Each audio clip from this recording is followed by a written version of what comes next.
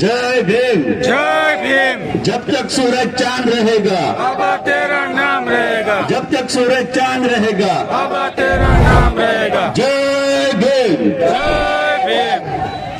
ભાવનગરની પવિત્ર ભૂમિ ઉપર આ ત્રીજી આપણી પવિત્ર સંવિધાન યાત્રા સમગ્ર સમાજને, અન્ય સમાજને, તમામને ખૂબ ખૂબ શુભેચ્છાઓ અને અભિનંદન। ખાસ તો સંવિધાન જેમ હું કહું છું તેમ કે એક આપણો આઝાદીનો દસ્તાવેજ, આપણી સમાજની આઝાદીનો દસ્તાવેજ, દેશની આઝાદીનો તો ખરો જ, દેશની આઝાદીના દસ્તાવેજમાં બધી જ સમાજ આવી ગઈ અને એમાં ખાસ વિશેષ આપણી સમાજ પણ આવી ગઈ। આ દસ્તાવેજને ક્યાંય પણ એની અંદર ચેકચાક ન થાય, એની અંદર છેડછાડ ન થાય, એની જવાબદારી આપણી ભીમ સૈનિકોની છે।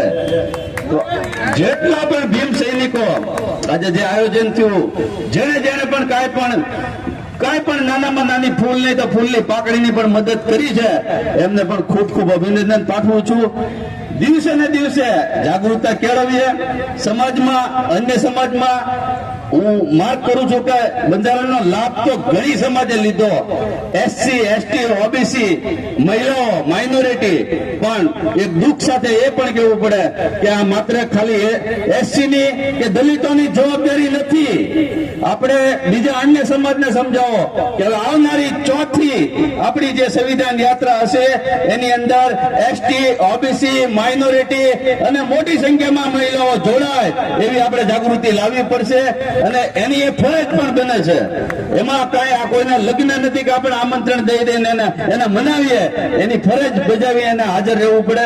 કારણ કે સંવિધાન છે, હું નથી માનતો કે કોઈ પણ સરકાર હોય, કોઈ માયકલાલ ગમે એ સરકાર હોય, સંવિધાનનો વાળ પણ વાતો કરી શકે।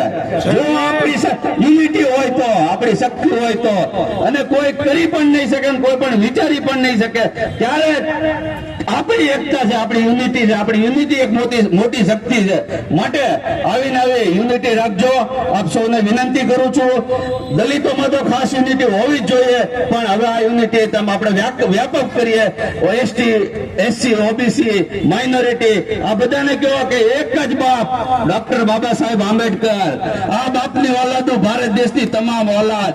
બાકી બધા જ નેતાઓ આવીને ગયા, એને સલામ છે, પણ જેને વિશ્વમાં મહામાનવ જેને કહેવાય, વિશ્વના સર્વશ્રેષ્ઠ નેતા જેને કહેવાય, અને વિશ્વના સર્વશ્રેષ્ઠ નેતાએ જયારે વિશ્વનું શ્રેષ્ઠ બંધારણ આપ્યું હોય ત્યારે આપણે એને આભારી છીએ અને એની રક્ષા કરવાની આપણી સૌની જવાબદારી છે। આ વિનંતી સાથે જય ભીમ, જય સંવિધાન।